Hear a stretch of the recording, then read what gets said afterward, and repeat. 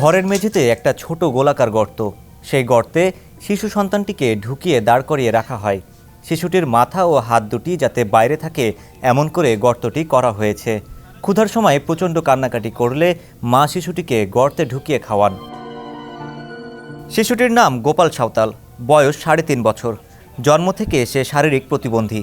কুলাউড়ার মুইরছড়া চা বাগানে বাস করা সঞ্চরী সাঁওতাল ও অনিল সাঁওতালের একমাত্র সন্তান সে। শিশুটি স্বাভাবিকভাবে দাঁড়াতে বা বসতে পারে না, তাই খাওয়ানো ও অন্যান্য পরিচর্যার জন্য মা সঞ্চরী এই রকম একটা গর্ত করেছেন। ঘরের মেঝেতে করা সেই গোলাকার গর্তে সন্তানকে দাঁড় করিয়ে খাওয়ান, যত্ন করেন। ডাক্তার তো দেখলো আর কি যে রুগী তো ভালো হয়ে গেছে, এরকম রুগী এখন ডাক্তার বলছে এখন হিটবে এখনো না হিটবে ওটা আমরা বলতে নাই পারবো। ঠিক আছে, একমাত্র ভগবান ছাড়া কেউ বলতে নাই পারবো।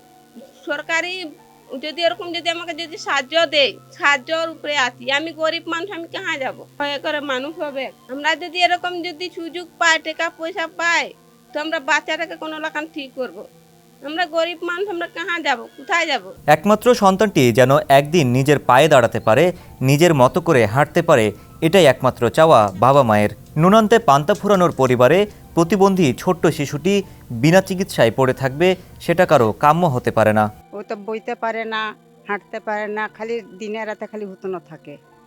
চিকিৎসা করাইলাম, এখন তো টাকা পয়সা আমার হাতে নাই। এখন কি দিয়া কি করবো? আমরা সংসারও বড়, আর একলা রুজি, বাগানের কামলা। আমরা কাজ করি তো খাই, আর কাজ নাই তো চুপচাপ উপাসে ঘুমাই আমরা। ডাক্তার তো কইলো যে সিলেটে লইয়া গেছি, সিলেটে যাইয়া চিকিৎসা করাইলো।